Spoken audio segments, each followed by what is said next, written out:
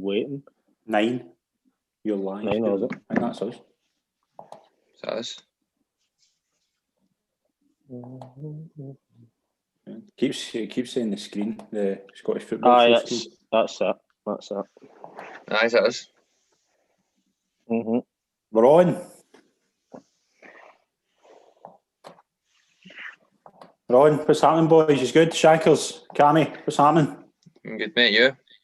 Not bad. Thanks for coming on. We're just saying in advance, Wilson can't be with us, and we've got Shankers as usual. Shankers, what's happening, mate? Not a lot, and looking forward to this. Cammy McIntosh for the Still Kicking the Ball podcast has joined us as a super sub. What's happening, Cammy? You good? I'm good, mate. I'm good. Thanks for having me on, mate. No worries. We're doing a special live episode here, so you see the live chat on the side. Get your questions in and we'll answer them as best we can. Shankers, bit of breaking news before we start. St Mirren and Kilmarnock have won their appeal. Yep. Were you surprised at that, or did you see that coming? No, I seen it coming as soon as it went to as soon as they appealed in it and they knew that they were going to have a hearing. I felt as if they would win it, because they're just. I think they would leave themselves too open, because this thing can happen regular this season, just with people testing positive and isolating, etc. I think they would be leaving themselves open. And look at the start of the week with Hibs and Celtic. If Hibs refused to play, they would be punished. But obviously, it would be overturned now with Kilmarnock and St Mirren getting overturned. So I'm not surprised, because I think they would leave themselves too open for anything in the future with COVID-related issues.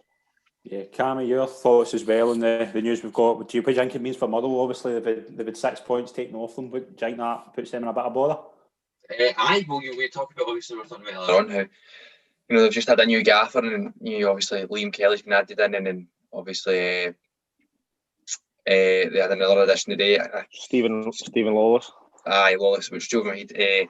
2 players in and a gaffer on the bounce, having games removed from them. It's a bit silly, isn't it, all this? It's a bit daft the way they work it. It's kind of a wee bit inconsistent, but obviously Motherwell will need to kind of group together and go again at the weekend, and they'll certainly be hungry for points. And just as well as that, before we get into some questions, there's some other news coming about yesterday about a meeting with the SPFL, a 42-team meeting that was, I think the SPFL took without any microphones. So I think Stenhouse, Muir and Falkirk have kind of shown their disgust with the meeting. Shankers, does this show that we need kind of a strict change in the way the governing body works here? I was just going to say, just before that, a few viewers that are watching the one on the weekend day, the podcast on Sundays, and mute Wilson's microphone. Is that something that can happen? No, obviously it's a bit silly, isn't it? Why would you have a meeting and no give teams the option to put their points across? It's a bit pointless, really. They'd as well know been in the meeting and just them putting out a statement and just dealing with it. If you're going to have teams in a meeting, you've got to let them have their point across and ask the question, why was their league stopped and the other leagues continued? So it's a bit silly in my point. Yeah. Let's get into some fan questions. We've got a few here on Facebook. As I say, if you are watching the live stream, please get your questions in the live chat and we'll answer as many as we can. I've got a question here. I'll ask this to Cammy first of all. Callum McClurkin. Hi there. Is Scott Wright going to Rangers from Aberdeen and Greg Stewart going the other way a good deal for both clubs? Absolutely. Greg Stewart, what is it? It's had 2 loan spells at Aberdeen, hadn't he, previously? Yeah. Yeah, so I think he done relatively all right. I slag Greg Stewart a wee bit. I get a bit of slagging for slagging him. I just think that Rangers have evolved so much, especially this season, that players like Greg Stewart, there's no entry into the team for them.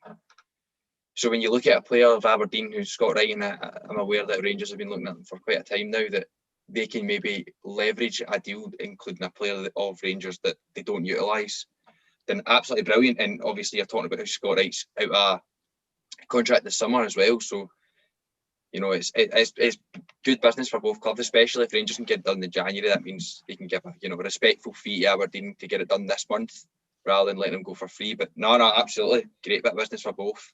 Yeah, I couldn't agree more. It's a great piece of business for Rangers and Aberdeen. Shankers, Gordon Pope, a good friend of yours, asks, whose training drills are better, Davy White or Alan McCluckie? I think I'm sick that night. They're taking no. Oh, me and Poppy always have a bit of in-house joke about training, etc. But that's probably why he asked that. He probably knew what Mansell was going to be. He's my running partner. That doesn't say much for him, does it? Well, not anymore. He's retired, but he was my running partner. Nene's would be running to the front of the queue to do the running drills. Put it that way. Another question for Tommy Clark for Shankers. What's more stressful, your Drongan United 2010s or playing in a cup final? Definitely playing in a cup final is less stressful than taking that team. Put it that way. I think I've got a few grey hairs after coaching that team for the past 6 months, but it's good. It's something I wanted to do, go into coaching, and probably because of the whole lockdown, that's actually probably one of the benefits of it that I got into coaching. I got Gary Clark, the manager, got in touch with me and asked if I would come and take a couple of training sessions, and then he asked if I would like to stay and coach them. And there's some brilliant boys in that team, and obviously we can't train at the moment because of circumstances, but I'm itching to get back to helping them, and hopefully.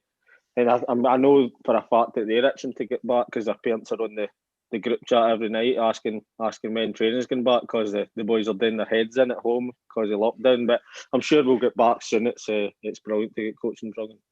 Yeah. Mark Cleland just asked a question in the live chat. Where did Rangers strengthen in January, Cammy? I say, do you know, you don't know. I don't want to sound biased in saying this, but we've got a squad that's so far, and their standpoint and their advantage in the league is so, profound, and you don't really want to touch the squad. So especially you've got Arthur coming back in a month. You've got Jack now training the group as well. Ryan Jack's back involved. You look at Wright getting brung in is I think Gerard said it best, as an opportunity arose. Yeah. I think that's why Wright's coming in. I don't think Rangers would have, openly pursued him if, he was still in contract for another 2-3 years. So it's good business. Again, I don't see really where Rangers have to strengthen. I think they're all over the park, very well done. I think their depth is excellent. You've got Zungu and Itten. You look at players that aren't getting on the pitch. You look at their strike. Their striking force. You've got Morelos, Ruth, Itten, and Defoe, Jermaine Defoe. Do you know what I mean? So I don't think anywhere. I don't, especially not this season. Especially talking about extending both Davis and McGregor's contracts for another year at least. Balogun as well. So definitely, I wouldn't say so. I wouldn't say they would be needed, but not for this season anyway. Maybe next season. Look at certain positions, but nah, definitely, I wouldn't touch the squad. Yeah, the only place I think we would maybe need something's a right wing. But the problem you've got there is that obviously you've got a few players who rotate that position. You get likes of Hadji, Ruth, Arfield can even play that position. But if there's one thing I think Rangers lack at times is a kind of pacey wing on the other side. Obviously Kent, I think, can be quite in and out, but with Ruth, you've got that kind of player who comes in. If you've obviously got the width of the fullbacks, I'm surprised Rangers haven't went like 3-5-2 and at least tried it at some point. Mm-hmm. When you've got the kind of likes of Ruth and Morelos maybe playing each other. The only thing is, if you've got two wing backs, that obviously nullifies Kent. But again, it's just where do you strengthen? I don't think the squad needs altered very much, but I would say one thing I would maybe look at is potentially a right winger, just in case injuries as well, because Ruth, I think a couple of times has picked up a wee injury, been out for kind of 3 or 4 weeks. All it takes is kind of 2 or 3 injuries, and you could be weak in that position. So potentially maybe a loan. If Scott Wright comes in, yeah, that'd be great for them. But again, I think just maybe a loan like what Zungu's done as well. Zungu is maybe not going to be a starter, but he's there for a bit of kind of backup if you like. So Davis, Jack gets injured, he's there as a kind of a play on the side, so it's handy to have. But that would maybe be the area I would strengthen. Mark Cleland's asked another one. Shankers, chances of Wilson coming on in a Rangers jersey before the season closes. That needs to happen. What do we do here? What do we do to make that happen? Do we send in suggestions on how we can get Wilson wearing a Rangers jersey before the end of the season? Because that would just be the ultimate humiliation for him, wouldn't it? I think if you put Greg Stewart's name in the back of it, that's the only chance, because he was a wee Greg Stewart fan club the other night there in the other group. That's right. Zoom that we done. He was a big fan of Greg Stewart, but I don't know. I think there's more chance Celtic winning the league than Wilson's putting a Rangers top on. Lewis Simpson, if Wright comes in, does that spell the end for Barker, Jones and Stewart? I think we've kind of touched on Greg Stewart. Barker and Jones, I think Jones's time's up anyway after the incident with the coronavirus. Barker, Gerrard seems to fancy Barker though. That's the thing. Like, he has gave him 3 or 4 opportunities. I think he quite likes him. I don't think he'd be willing I think he likes him as well. He started in the first Old Firm at Parkhead. There's obviously there's a lot of criticism for some players when they get chose for certain positions, but I think what we've got to realise for the outside looking in, that Steven Gerrard is seeing these players day in, day out. He knows what they're capable of. He's seen them more than what supporters are seeing them. So you just have to trust the managers, any club's choice. It's them that's picking the team, seeing them train daily, day in, day out. So you have just got to trust them. I think he obviously sees something in them, or he wouldn't be at Rangers. I think if Wright comes in, I think Jones is when Lewis just mentions Jones there, that's a tough one. It's a strange situation. I don't know whether Jones is maybe kind of had his last chance at Rangers, just where he obviously got sent off in Old Firm, and then the COVID stuff, and he was in the team at Motherwell, I think, and he scored at Motherwell the last time at Ford Park, and then he was good, and that's the thing that frustrates me about Jordan Jones. He seems to do well for 2 or 3 games, and then he can go in a bad spell. But I don't know. I fear the worst for Jordan Jones. I think his time might be up at Rangers, just with just probably his own fault at the end of the day, going having a party or something with COVID issues and things like that. It just doesn't seem as if he's helping himself with that situation. So I think it probably could see the end for Jones and Stewart, but I don't think it'll end for Barker. I quite like Jones, but the problem I think with Jones is, as we touched on a couple of days ago, I think he's maybe got the wrong attitude for Rangers, as we saw with the likes of the COVID situation. But it's difficult. It's difficult for. I think there's a lot of players at Rangers who I think have been there maybe as backup, as I say, like maybe just there. Like, I think Rangers starting 11 kind of picks itself just now. Like, I wouldn't take the team that played in Saturday and Sunday at Pittodrie. I wouldn't take any of them out of the team now in the form they're in. I even think Morelos, like everybody knows how critical I've been of Morelos in recent weeks, but if you get that Morelos that we saw on Sunday firing like that, then I think you've got that's your match winner. That's the thing as well. Like, you look at before Arfield got injured, his European performances and domestic were unbelievable. I think it's fair to say that every Rangers fan was. I think Gerrard actually did say that he's untouchable when you've got a player like Scott Arfield playing the way he does. You don't touch him. Yeah. And obviously him getting injured, and maybe, you know what I mean, it just shows that Rangers made one rotation and they were fine. They were untouched, unharmed, unscathed. You know what I mean. So you look at Rangers' record this season, 2 draws? The most damage anyone's ever done to them in the league is Hibs, 2 each. Mm-hmm. So it's serious now, and I think that's when you start to find players like Jones and Edmondson or Stewart start to filter through the header a wee bit. Especially when especially as you said, Gerrard sees more of the players than we do, and if Jones doesn't have an attitude for Rangers, then he will be gone, and somebody else will be given his chance. So, as I said, but I agree. But the thing with Jones's attitude, sorry to interrupt. See, the thing with Jones's attitude, I spoke about it with Griffiths as well. See, if the likes of Griffiths at Celtic and Jones at Rangers, see if you can't knuckle down and work hard. What a chance you've got to play at two of the biggest clubs in Europe, Britain, let alone Europe.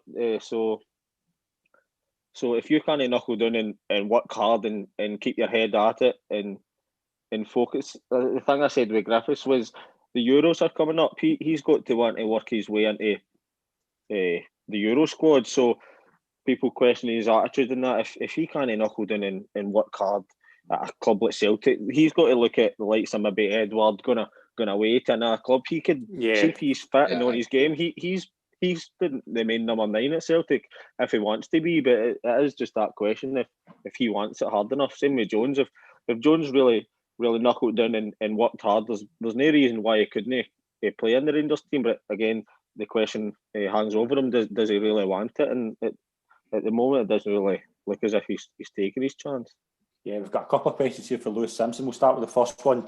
Do you see Chipper's boys at Hamilton staying up? I take it Chipper's Brian Rice. Aye. Do you? Aye.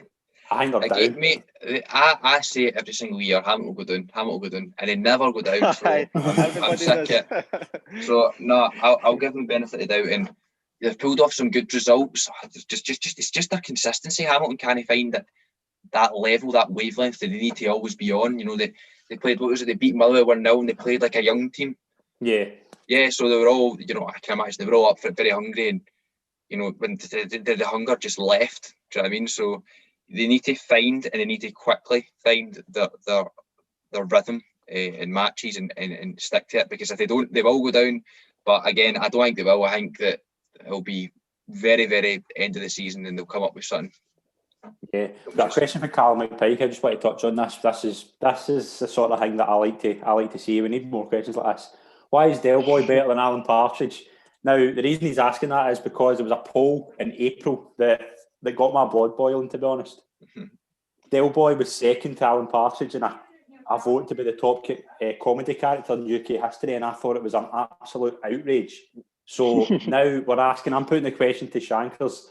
Who's the top UK comedy character? You can't say Alan Partridge because there's no way he's number one in that list. UK comedy character. See, like you talking about Del Boy and Alan Partridge, like that's.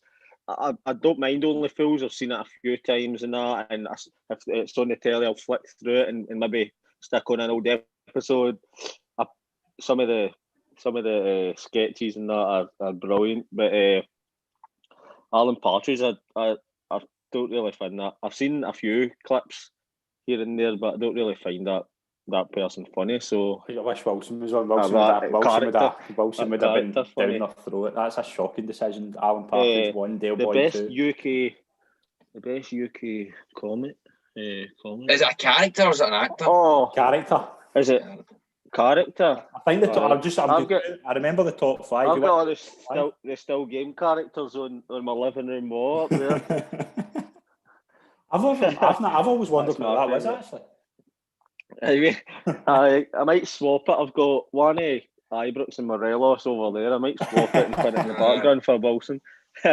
No, see, I'm very I like in-betweeners and still game and things like that. So I'm a kind of young, just immature boy that will laugh at anything. I'm not really see the old comic. I'm no. Ronald Valaire's, somebody's put in the Ronald Valaire's, Winston Ingram. That's sensational, man. Ronald Valaire's. That is a good character I've seen, man. Stephen Nicol, we'll come back to that. We'll come back to that subject later because I want to go through that and get through the top 10 because it needs questioned. Stephen Nicol, Gerrard expects players to leave the club this month. Is there anyone you think is included in this group? I would say I think Edmondson's going to go out on loan. I've heard that could potentially be happening. But Jonas, I think, is another one that could go. But I think the squad's relatively settled. I think it will be just loans and potentially kind of like a swap deal to get likes of Scott Wright in. What do you think, Cam? Is there any players you think could be leaving? As I said, I think if they can get the deal done with Wright, I think Stewart. I originally thought that it might have been a part of McGrory going to Aberdeen, but I think Aberdeen are what they're kind of looking for Stewart. So. And I think it's good business. So I see Stewart, as you said, kind of the younger boys going out on loan. Only thing with Edmondson is obviously he's had a small procedure done. So whether he'll be fit or not before the January window's shut, I'm not sure. But it would be someone I would imagine that would go out on loan. He's not going to get used. I don't see Edmondson getting used from here to the end of the season unless Rangers manage to wrap up early. Yeah. And similar. See, the thing is, Edmondson was in the team. Like, see Braga away last year. He was in the team. He's all. I think he maybe had an injury or whatever, but he's still he's a big physical boy. He's quite quick as well. He's no bad with the ball at his feet. So I think he's still quite young, is he not? I don't even think Must be about 20. He's 2021. He's young. He's still young. So see, sending him out on loan, it's probably not the worst thing. Maybe down to England where he's more comfortable, and then gain him 6 months out on loan, and then get him back in the summer. It maybe wouldn't be the worst thing for Rangers, or it's obviously good for him as well. I think it's just came out. Sorry, mate. No, sorry, you go. I was just going to say, so I think it's kind of came at an odd time as well. Like, you've got Katic who's progressing very well as well. It'll be a force as well, because you've seen the size of him, man. He's like a door frame, isn't he? That's the thing. I actually thought that was what he didn't need. I didn't think he's got great pace, so I thought, if anything, he didn't need to be that big because I didn't think he was relatively quick. But we'll see. It's hard for him to get back for now to the end of the season. Yeah, I think as well, like Hollander, Balogun, they haven't looked out of place. I think that's a big thing. Like, they've got a settled team. Mark Cleland's asked another one. Best looking Bond villain look-alike from the season so far: Jack Ross, Stuart Kettlewell, and Yogi. Tough, isn't it? Stuart Kettlewell. Best Stuart Kettlewell for me, with the slick back hair and that. And then that wee bit like there in his head. He's still done it, it's like the V. He goes out his way to shave that, so it's like straight. He takes a bit of pride in himself, I think. So I think he would probably be a James Bond. Yeah, we're going to go to Twitter just for a quick few questions. Mark Hardy's asked one as well. He's asked a question for me, but I'll start with the one he's got for Shankers. Are you and the Talbot boys happy there is now a senior pyramid system, or would they have preferred to be the Giants in junior football, challenging for every cup every season? That's a good one. It's a good question. Obviously, the players relish challenges, and the challenge now is to try and get up the leagues and get into League Two. We feel as a team that we're good enough to compete in the likes of the Lowland League and in League Two. We've shown it obviously in one-off cup games, etc. But it's different to playing week in, week out against teams of that calibre. So we now see that as a challenge to go into the Lowland League and then try and progress there up to League Two and so on. It's not so much we would want to stay in juniors. I think obviously the juniors for years and years it's a well-known thing, in Ayrshire as well. Ayrshire's got a lot of big hitters in the junior game. I don't think we would have wanted to stay in juniors. I think we were just happy to, as players, you're happy to go with the flow, whatever happens. But if everybody's gone, it's probably the best thing to do. You don't want to stay there yourself and try and play. But everybody moved to the West of Scotland League. So I think in the end the decision was taken out of everybody's hands. But we're just looking forward to getting the season going eventually next season. See the likes of the Buffs and like Talbot and even Darvo and that, for example. Do you think these could compete at like League Two? Aye, 100%. Aye. Yeah, definitely. Aye. There's players who go for all leagues into teams in League Two and etc. And there's players that come for League One. So look, Darvo's attracted players that have come for League One, Championship, etc. So the teams around about are attractive for people to go to. Also, I know it's not all about money, but there's some teams in juniors that would probably got better budgets, etc. than teams in League Two as well, better fan bases, things like that. So I think that's more attractive, and right now it'll be even more attractive because there is that chance of getting to the Lowland League or League Two. So I think it's only going to be better for clubs to attract players, etc. Because there is that kind of professional status. Although we'll kind of say that way. We get the teeth. Aye, definitely. A question for me as well. Most enjoyable sit down so far and why? That's very tough. Every sit down is brilliant. Every interview. I know every interview I've done has been an absolute pleasure. I genuinely don't think I could name one. The one that I think I'm most proud of is Andy Webster, because Andy Webster's never really done an interview like that before, and to have basically for me to be the person that kind of spoke to him about his career, I find that very, very a great privilege. Every interview I've had has been absolutely brilliant, and I just privileged of the fact I'm able to do them and talk to so many legends of Scottish football and interviewing people in the golf industry and things like that. It's an absolute pleasure to be doing all them, and I hope everybody's enjoying them so far. We'll go back to YouTube. We've got a question from Lewis Simpson. Sunday will be a hard game for Rangers. Motherwell have had a week with their new manager. It'd be interesting to see how he sets the team up. I think Graham Alexander's a great appointment for Motherwell. Aye, definitely. You seen the job he done at Salford. It was hard done by there because see when he got sacked, I remember checking the table and they were no far off playoff places, if not in the playoffs. So it was hard done by to lose his job there. I don't know if that was a old get my mate schools into a job or whatever for a wee bit. Yeah. Obviously he's not there now, but I don't know what that was. It was hard done by there. I watched a few of the episodes on Sky where he was there. He seems to be a good manager, and he seems a quiet guy, but he doesn't hold back if he thinks things are wrong. So that's probably something Motherwell will need. It kind of freshens it up a wee bit.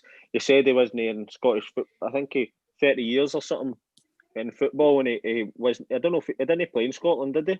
Nah, he just played for. So he says it's. I think he might have had a spell at St Johnstone.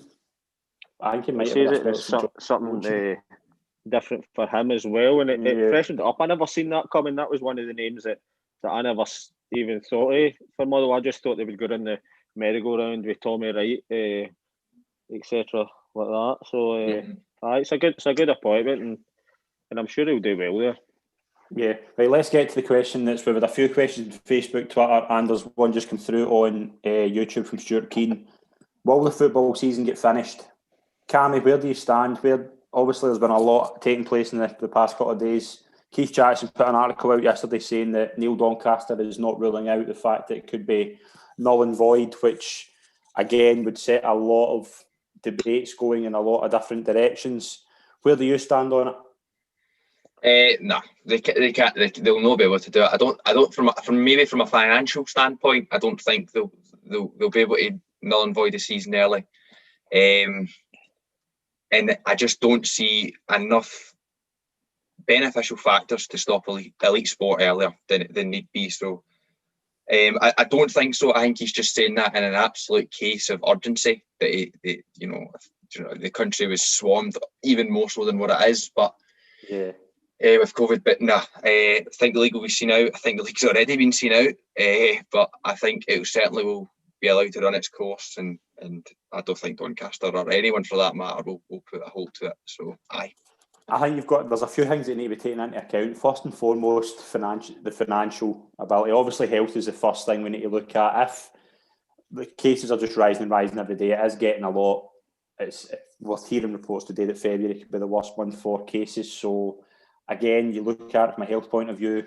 Should sport be going on? That's a debate that we can have any day. But financially, if they do null and void it, I would assume the way they would have to do it is they would need to give sponsors the sponsorship money back, assuming they've paid some of it. TV money would be the same, and season ticket money would need to go back to fans, obviously, because basically the season hasn't taken place, really. I don't see that happening. I think worst case scenario, I think it would get played until the point where they can do what they done last season and have a vote to end the season. But the whole structure of last season just didn't sit right with a lot of people. I know me and Shankers have had a debate about the way the junior league was won for Auchinleck. I mean, there's a lot of debate that can take place in that. I know there's a lot of people. I've never actually asked you about that in the show. What was the thoughts of Auchinleck at the time when you won the league? Maybe a bit embarrassed, things like that, just because it's no a way you want to win the league, put it that way. If a player gets to choose the way you win the league, that isn't the way you win it. I didn't agree with it at the time. I still don't think it was right, because they done it in average points. We had played most of our games at home up until then. We still had a lot of tough away games. They based average points, so they've basically says if the teams that you beat already, the chances are you'll beat them the second, but that's not always the case. Anything can happen in football. We had a lot of games in hand to go maybe 7-8 points clear. I think I can't really remember how many points was in it, but it's no really something you're going to be shouting for the rooftops about winning a league in that manner. I know Kilwinning and teams like that were upset about it because they were obviously top of the league at the point. We had so many games in hand, but I think if they just voided the league, I don't think many teams would be able to complain about it, to be honest. Yeah, Callum McPike's asked another one. When will Wilson stop moaning? That is, how long's a piece of string? Oh, see until Kilmarnock are sitting top of the table, Wilson will not moan, and that's not going to happen. So Wilson's not going to stop moaning. Put it that way. We've got a couple of Celtic questions as well. Yep. There's a couple of things here I want to touch on. First of all, we've got a question from, where is it? Facebook. What is your thoughts on Peter Lawwell following the under-18s team? Can I take this? Yeah, you take that. It's an absolute disgrace, but it's not a disgrace. It's not a disgrace because they followed the team, because I think a lot of teams are doing it. It's because of what happened the week before. In my mind, it's the issue here. If you've spent £250 taking a team to Dubai in warm weather training during the middle of a pandemic, again, I don't agree with it. And we saw the issues that have been causing Monday. The fact that the statement on Tuesday night, I think, it was Tuesday night, he put the statement about, we apologise about the going to Dubai, we regret it, and then the day after, you make the club look worse. I feel for Celtic supporters now, because I think that Peter Lawwell was single-handedly ruining the club. Yeah, I think you can look at it. No, I was just going to say, I think, and I agree, and I think that, furloughing the 18s isn't a bad thing. If a club needs to do that, then they need to do that. But spending, a couple $100,000 in an R&R break, do you know what I mean? So, and it was nothing more. So, and obviously the COVID. But you listen to his statement, and I'm trying, obviously not from a Rangers fan's point of perspective, but you only apologise to Celtic supporters as if, do you know what I mean? This hasn't affected other people. The fiasco that went on with Hibs requesting additional testing because some of the players had reservations, and Celtic knocking that back, and then for him to make a statement saying sorry to the Celtic supporters. But then, can you know, like, do you know what I mean? You're not taking into context the amount of people that's involved in this, and then he says, what did he say? He said that Celtic are a club affected more than any.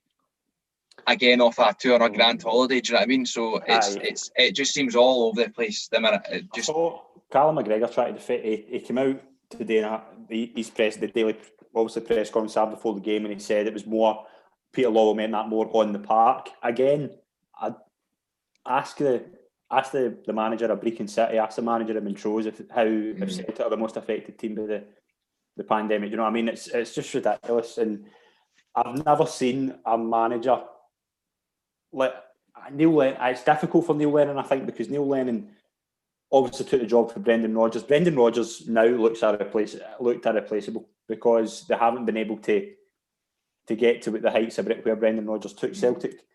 But the mismanagement that Peter Lawwell deserves a lot of credit for the job he's done. Like, Peter Lawwell's the reason that the front of the stadium's one of the best looking in Europe. The entrance to the stadium, do you know what I mean? The way the job he's done there has been marvellous. But this season, from where they were to this season, it's such a downturn. And it's, again, I've always said Rangers issues were down to one man. Celtic's issues now are down to one man, and it's the same type of person. It's the chief executive who answers all the questions. The only thing Peter Lawwell's got going for him is the fact that him and Dermot Desmond. There you go. Do you not think that this is just almost the kind of, see, when Rodgers took the team and they were doing so well, Invincibles, and everybody knew the way Celtic played, the style of play, formation, it was just a case of personnel changed. And Lennon took over, and I'm not saying anybody, but a lot of managers kind of took over and because what Brendan Rodgers installed in Celtic, they could have took that. Not anybody, but it didn't need to be a fantastic manager that took them on. It was almost that was instilled in them anyway, so they went and played that style of play. But do you not think this is it just kind of dwindling out now? And yeah, I think like Celtic's not really got a identity and or anything anymore. Rodgers always played fast, free-flowing football, so everybody knew what they get. But do you not think this is it kind of dwindling out now and kind of Lennon's making his style of play. Nobody knows what it is. We changed formation a lot this time this season.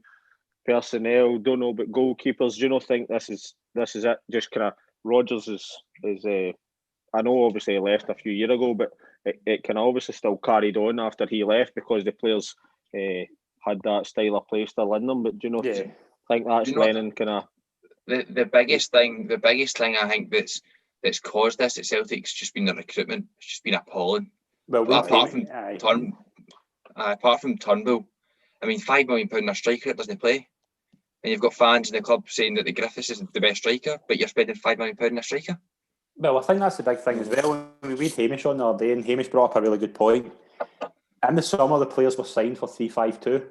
So Shane Duffy was signed to be alongside Julian and Ayer. It hasn't worked out. When you sign players for positions, you're digging a hole for yourself. Ayeti to play up with Edouard or replace Edouard, whatever the case was, fair enough. David Turnbull, I think, has been the exception.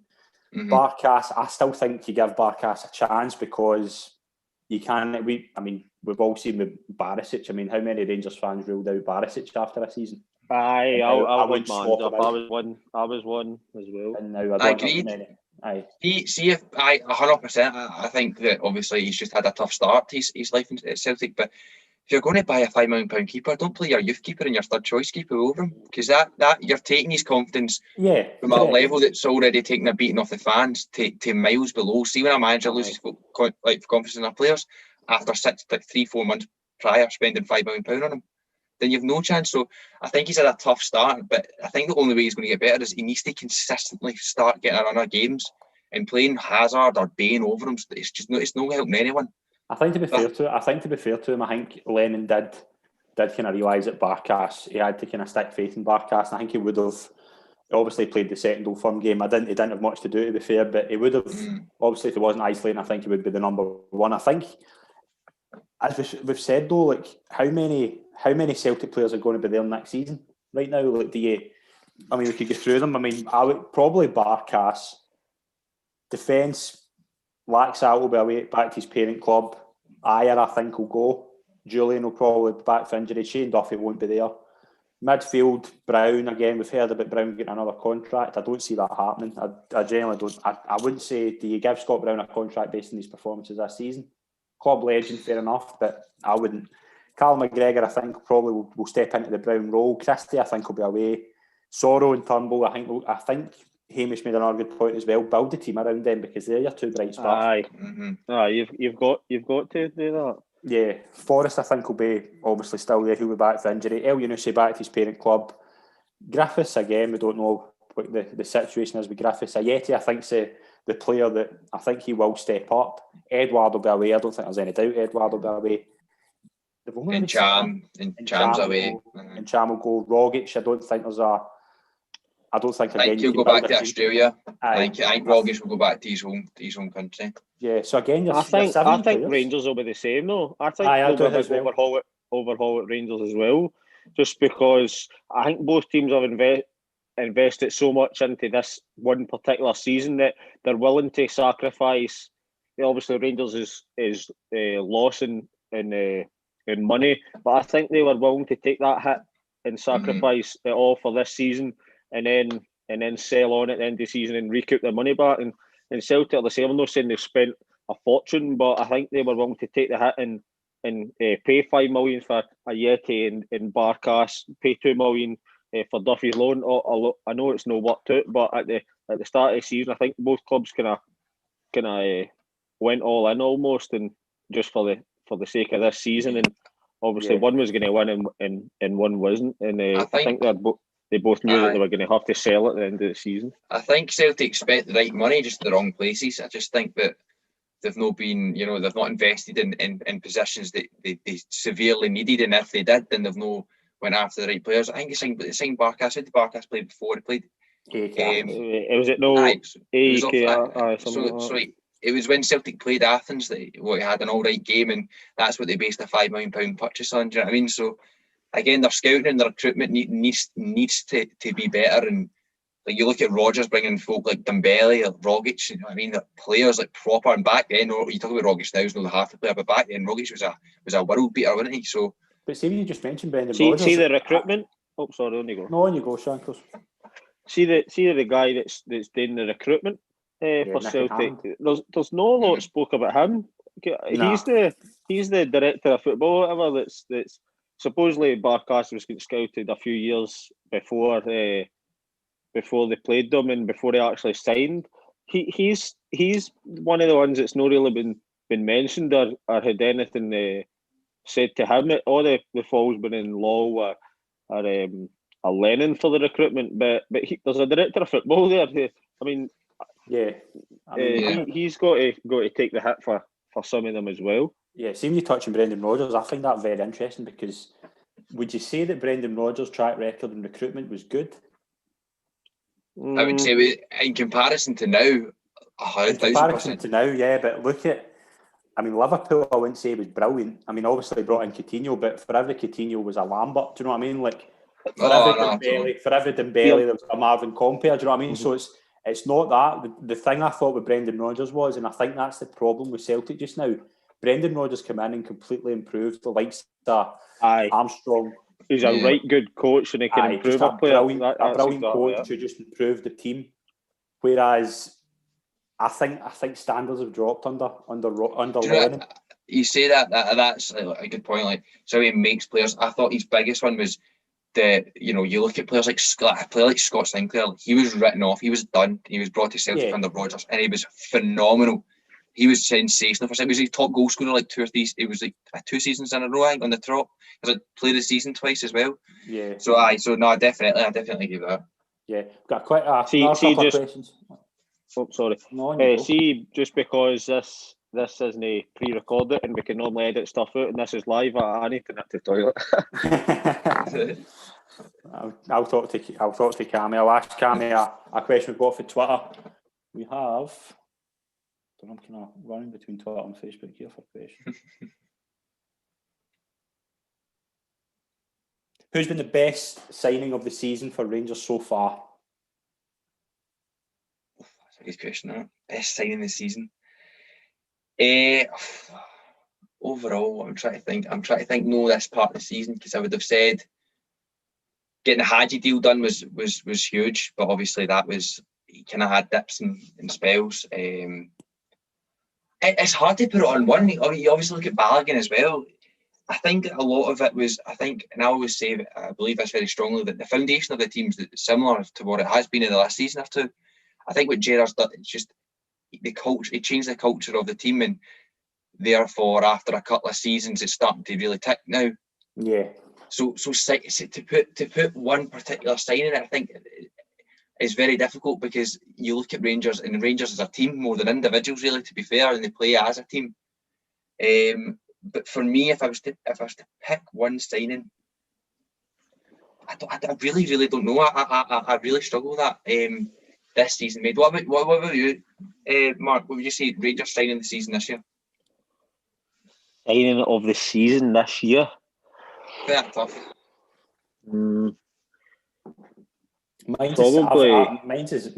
Probably Roof. Aye. Just this season. Probably. Just since the summer, I think he's probably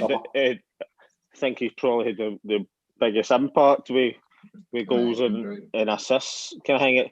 Obviously, that's a different question for who do I think's been their best player, but I think he's been their best recruitment. To start with, I was thinking, obviously he came in and Gerrard says he wasn't 100% fit when he first came in, so that's how he was a couple of weeks behind the squad's training and that. But I think now that he's 100% 100% fit now, and he's had a run of games and he's scoring. I think we're starting to see the best of him, and basing on last week's performance, it's as if you're starting to see maybe Morelos' form turning the corner. It probably Gerrard will be thinking it's the right time of the season for him to turn the corner. Yeah, I'm a big fan of Kamara.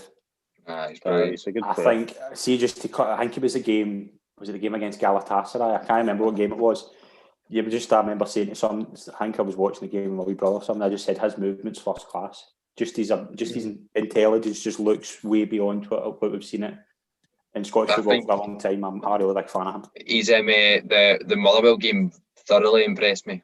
Like the anticipation and the awareness to wait for the ball to come in and fall, and I think that was a game that Rangers needed a scrappy goal because they were playing 10 men behind the ball. Yeah, that was it. That was the game they went a goal down. And to find the space and execute it for how little we've had was seriously good. So I think Rangers will look forward to getting him back in the squad anyway. I think as well, like see when we're talking about how kind of poor Celtic's recruitment's been, Rangers I don't think Gerrard gets enough credit for the team he's built there. Like he's completely overhauled the team for when he took over. Like he's the only mainstays obviously two mainstays are Tavernier and Morelos. Like he's brought in an experienced goalkeeper, completely changed the back four. Midfield he's brought in a few excellent players like Davis, Arfield, Daribo. And then up front, Ryan Kent. He's built a team that can challenge. I mean, we were talking before we came on here about the Celtic game at Parkhead when they won the league. That was the team that lined up in that game at 5-0. The difference now. I was in the stands watching it.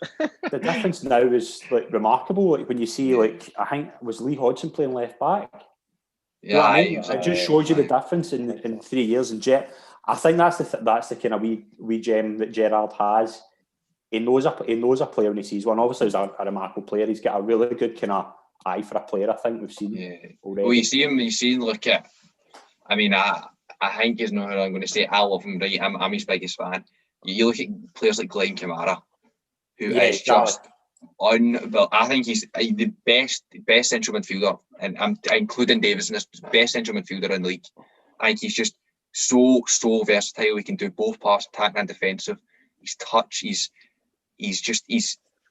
agility, his elegance playing the game, his flow of it is really unbelievable. I think Rangers will struggle to keep hold of him just because of a business side of things only costing. Definitely, but see when you look at it, see even if they get 3 million, 5 million for Glenn Kamara, what a piece of business to get that. That's it, innit? So it's 50. Do you know what I mean? So, and that's the thing that Rangers I think it'll be double that. I think it will as well. That anyway. But Rangers haven't. The last player Rangers sold for big money was Yelovich. It just shows you how long ago it was. No. So it's about kind of time they do, and I think that will help them. Obviously, again, next season they're in even second place in the Champions League. That Rangers team, if their European records, you do fancy them to get far in the get into the group stage of the Champions League. See when you look at the team as well. Like I look at Barisic, and you don't really see it's not really common enough that you see a tall, dominant left back, like really, really strong. He's really seriously good. Like he's developed an unbelievable amount under Gerrard, and you look at, I don't know how Rangers are going to keep up with him. I don't know how they're going to tie him down because he's exceptional. Yeah, we've got a couple more. That's the thing with the Champions League. See the Champions League. Well, that's the biggest worry. If you keep this team together, you go into the group stages, and I'm not saying you're confident, but you fancy your chances against getting through. But if you look at it in the summer, and if big bids start coming in for the likes of Barisic, Morelos, Kamara, Kent, players like that, you're not really going to get the same quality in, I don't think, unless you invest the money that they're going to get sold for. If you invest that back in, which it won't happen. They're not going to sell Morelos for 15 million and spend that 15 million in somebody else. That's not going to happen. But so you could find a couple of wee gems like a Morelos and Kamara, like the. Definitely. You will get one or two, but to compete in the Champions League, you need to spend money, and obviously it is going to be tough. If you go in with a squad, as I said, I could I could see competing against a lot of teams, but the squad overhaul at the end of the season will probably be one of the things that you could see Rangers struggling in Europe. In the Champions League effectively next year. Yeah. We've got a few questions for YouTube. Stephen Nicol, this is for Shankers. Thoughts in the Premier Division of the West of Scotland Football League being split into two instead of one big league? Was that always a plan with that, or did COVID start that?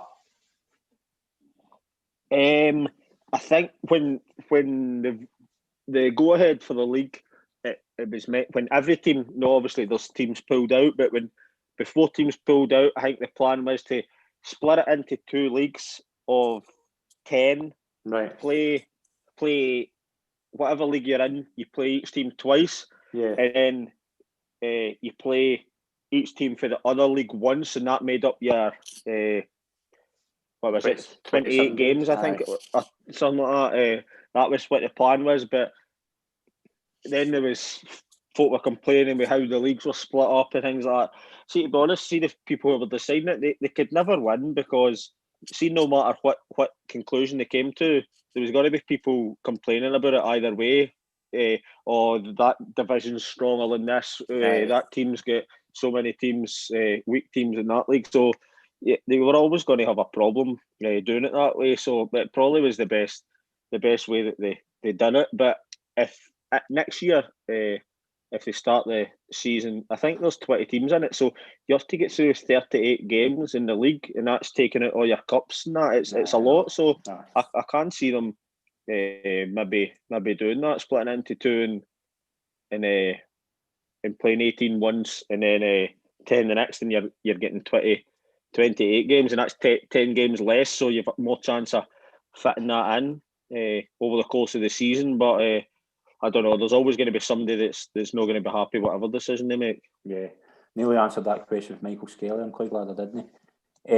Captain Pike asks, Shankers, who's the current best player in his opinion in the Junior League? You answer that, and I'll answer mine. I'll answer. Who is the current best player? Who's the best player in your opinion in the Junior League? I'm taking it that means the Premier, the West Premier League. I'll as in take it into account that everybody's in the league. Aye. Not just the teams that's in it just I would now. imagine so. I would imagine just every team, Auckland, Glenafton, and Cumnock as well, were in that match. Graham Wilson's the best player in the Junior League. I would go with that. No problem for me. I don't even think that's up for discussion. I would agree with you on that. Lee asks, I'll give this to Cammy. Do you think Billy Gilmour will make the Scottish squad for the Euros? I think whether I think he will and I think he should are two different opinions, unfortunately. I think he should. I think he's ready. I think anyone playing in the Premier League is good enough to play in the Scotland squad. Every time Gilmour plays, he's trending in every social media platform under Chelsea, so you can see how good he is and how crucial, he's talented, how much of a prospect he is. And I think that Steve Clarke should perhaps consider using him, whether that be in a starting or on the bench format. And definitely, I think he definitely should be brought in, especially when you look at Scotland going down to play England, and maybe Gilmour having more experience against these top England players than maybe the Scotland squad does. So I would say he should, but I don't know if he will. But I do think he should, yes. Do you think as well with Billy Gilmour, like obviously he's not a cap yet? Do you think he's one of those players that you think might, like Theo Walcott, for example? Obviously he came into the England squad for the World Cup without playing a game. Do you think he's the sort of player that might need to get a cap before that, just to see how he handles that situation? No, I think he's one of the players that I think, not in an arrogant way or that. I think he's just one of the young players that just would come into it like a breath of fresh air. That he just come in and play normal as if he's playing with his pals in the park. I think that's the type of player he is. You see when he gets through in the Champions League with Chelsea or in the Cup. I watched the Liverpool playing Chelsea in the Cup, and he was probably one of the best players in the park. And that's against it wasn't Liverpool a weekend team in the Cup, and that was Fabinho, Henderson, players like that in the middle of the park, and he played that game as if he'd been playing for 10 years. I think he's just one of the players that doesn't matter what situation he's in, he just plays every game the same, and he'll not be. He won't be if Steve Clark threw him in the game at Wembley or something. It wouldn't face him. I don't think. I don't think he's one of their players. Coming on to the point about the Euros, I think he's probably unlucky that's probably Scotland's strongest department in the middle of the park, and I think if Scotland are going to play England at Wembley, I think McGregor, McTominay, Jack McGinn, I think Steve Clark sees them as a better option than what Gilmour is, just for the type of a game it is, and it's unfortunate for Gilmour. I don't think the way Scotland plays well suits him. I think it's good that he's got at Chelsea when he's playing, he's got Kante and players like that next to him. I think it's totally different with Scotland.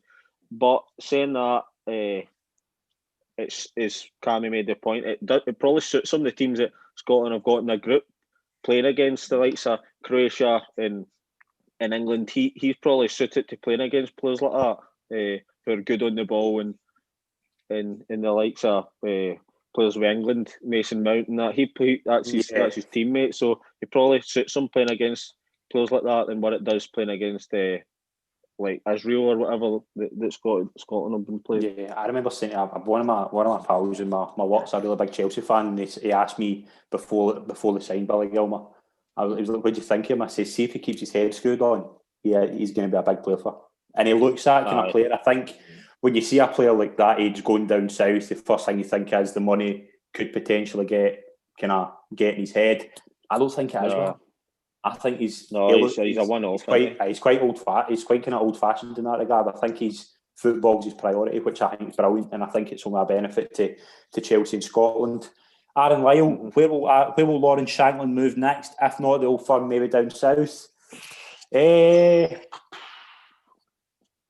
don't know. I mean, does he? It's a hard question. I don't know if he's a Rangers or Celtic player. I think he's. I really like Shankland. I think there's very few in Scottish football that have the finishing ability of Shankland. But again, is he one of those players that don't handle the step up to the Old Firm? Is that the kind of?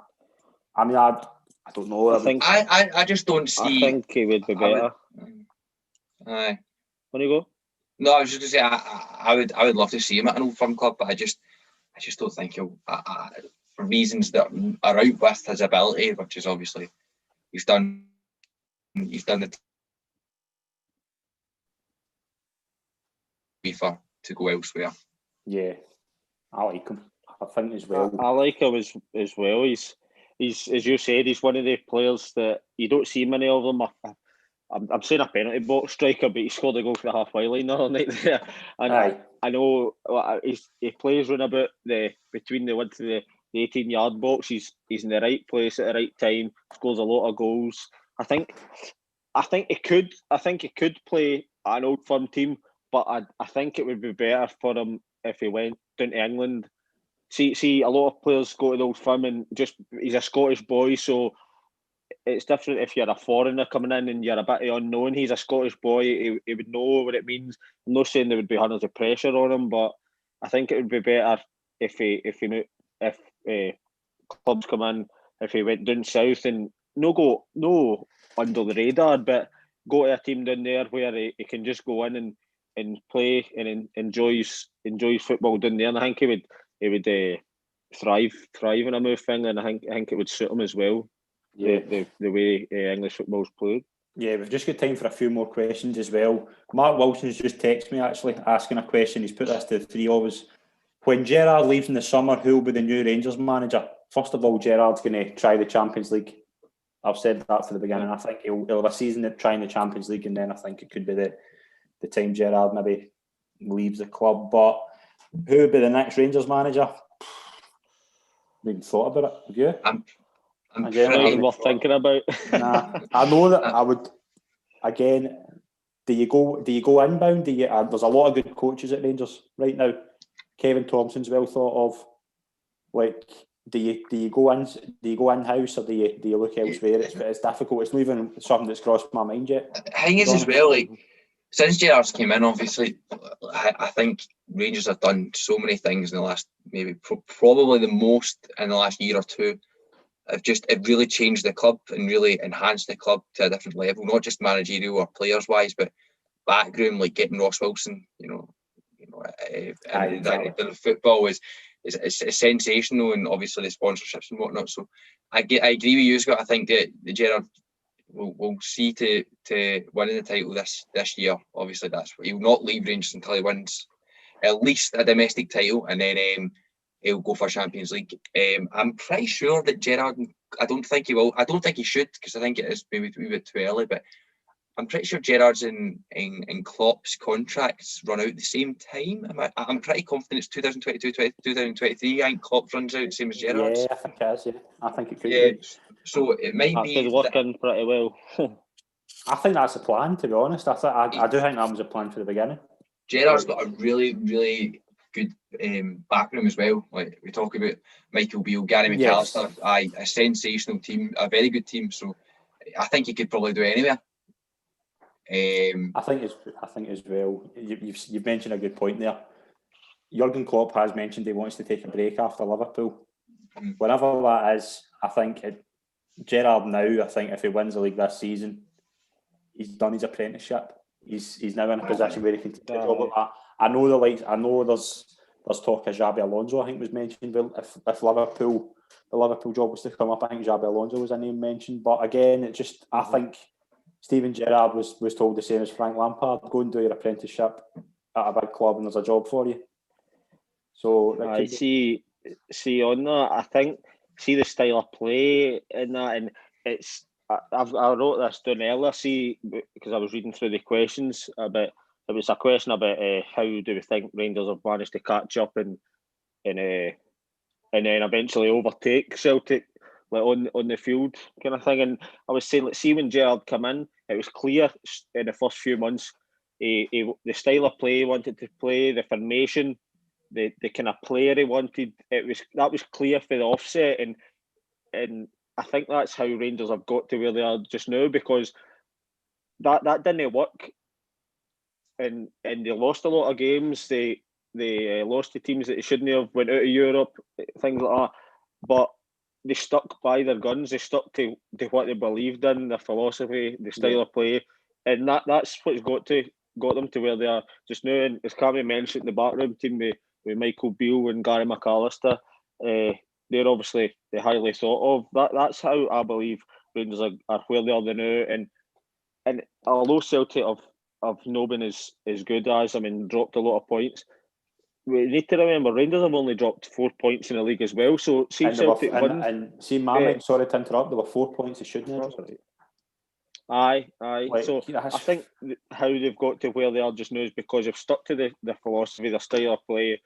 They've identified players that they want and got them in, albeit every signing hasn't been perfect. There has been some signings that haven't been good, but they know what they want. They know a player. Ross Wilson. Everybody's knows the plan, knows the work towards the same things, and that's how they've got to stuck for day one.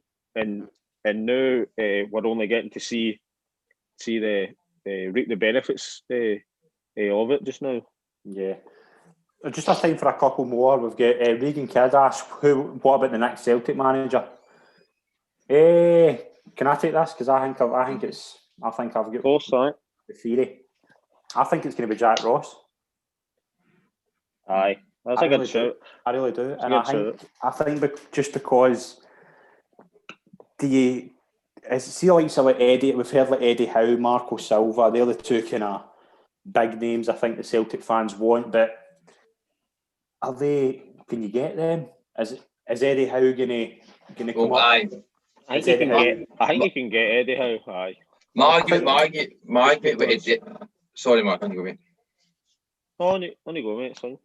I was just going to say my argument against Eddie Howe would be that, I think he's a brilliant player and he's a brilliant man-to-man manager. You're taking an Eddie Howe whose best thing he done with Bournemouth was finish 9th to a club that's wanting, stuff such as big as 10 titles in a row. Yeah. So I think it's a lot. It's not only a big ask. It's changing his philosophy. It's changing the way he sets out teams from surviving or finishing mid-table to winning leagues and winning trebles. Do you know what I mean? So I don't think Eddie Howe's probably not the right man for what Celtic want.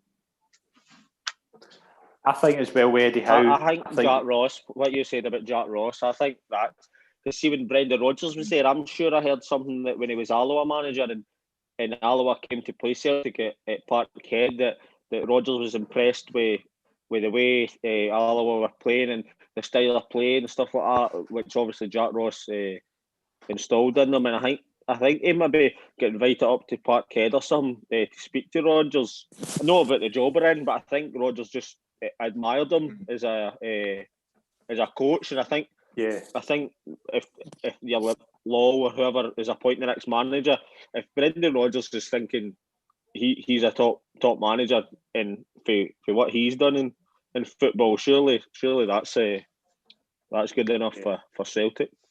A few guests on. I think like we'd somebody on who said Jack Ross was very well thought of. So again, as Wilson's just texted me again saying if it's Jack Ross, there'll be riots in the street. Biscuit tin appointment. Will the Celtic Who's Wilson fans want? Who does Wilson want? Yeah, we'll ask the question. Who does Wilson want as a manager?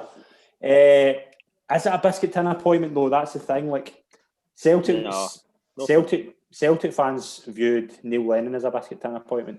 I hate using that phrase biscuit tin because it brings it back to 1994, and it's nowhere near that. But Celtic need a big name to kind of get the season ticket money this season. That's what I think. And I can see Jack Ross, to be honest. I can just see Jack Ross being the manager because I think they don't. Do they want to get a big name? I think then challenging them the way Brendan Rodgers did, because Brendan Rodgers was desperate to take the club to that next level, and I don't think the board were keen on that. Do you do the same thing with a big name who's coming in to go to that next level? I said that if Hibs got anything from the game against Celtic, which obviously they took a point and they're away from home, I said if Hibs taken anything from the game rather than a loss, I think that would have sealed it. I think Jack Ross would have been spoken to about coming in next season, because I think that's probably who Celtic want.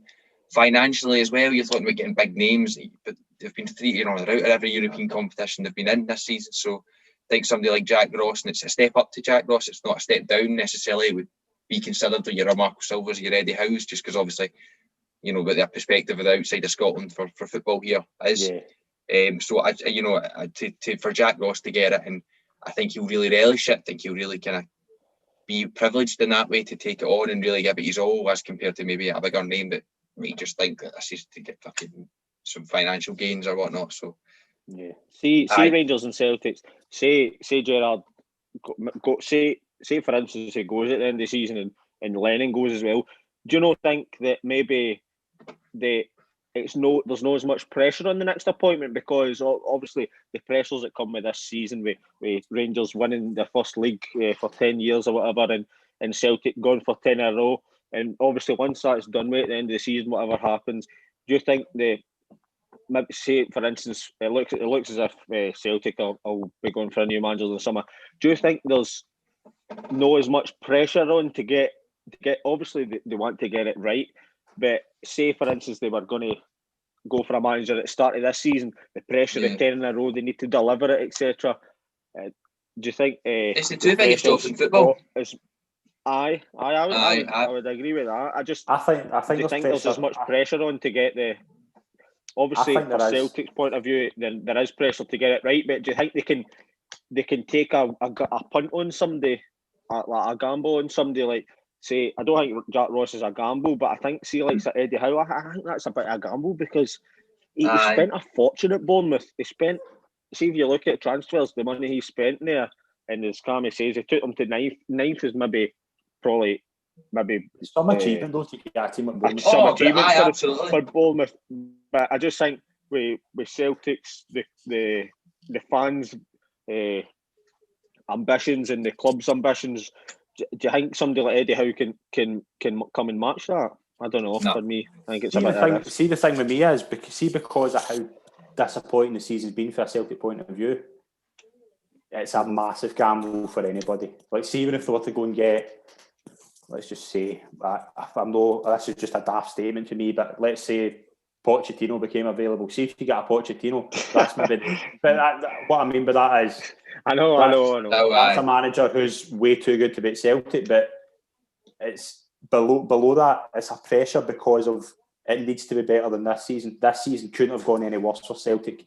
They need somebody. I don't think they can go and chuck a fortune at anybody either. See, like Rodgers was obviously on a good salary and he brought in good players, but I don't think they can afford to go and get somebody of Rodgers' stature that you would need to go and shell out a lot of money for, because obviously I think they would winning need the league or whatever. And that's my thing. You're asking 60,000 fans after a season where it's probably the highest expectations they've ever had to go for a historic achievement and the ultimate humiliation to Rangers fans and from a Celtic point of view. That's what I think it was. But he's talking about financially going after a manager, but we spoke about it earlier on. They've just furloughed their 18s and they've just spent that money on a holiday as well. So if they're going to do it, then obviously, as you said, they need to throw everything at it. But this is the same club who didn't want to spend, as Wilson keeps saying, $2.5 million in John McGinn. No, that's horrible. I cannot believe they didn't get that across the line. And look up now. That exactly, but that $2.5 million have been $20 million a year. Million, he's worth £40 million or something. You know what I mean? It's crazy, man. Well, he scored the most expensive goal in football, didn't he? Really? Exactly.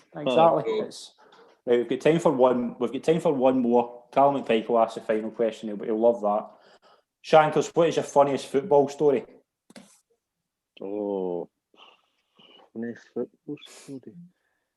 I spoke to Cammy on Cammy's YouTube, and I was saying when we were up at Wick, we were away up to Wick in the Scottish Cup, and we went up overnight. So we're up on the Friday night, and because the time that we got there, we get something to eat in that, and one of the waiters was a spit image of Calvin Kemp that played with us, right? So he had glasses, right? So we were slagging him, and we managed to get a picture of them.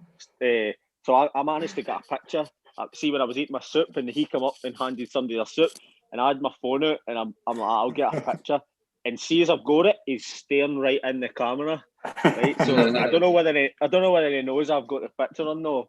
Anyway, further down the line, I think we get through to the next round, and one of the papers phones me, and they were talking, and it was doing a kind of teammates thing. So I was to do a teammates thing, and I don't know whether Calvin was the answer for one of them, but I managed to get him to put in the paper a picture of Calvin in his Talbot strip, and then a picture of this waiter and his tuxedo and that, and I've got the pictures next to each other, and it's in the back of the paper. Brilliant. So I'll try and send you the picture on the group chat after Scott the three of them. Oh, it's brilliant. So it is.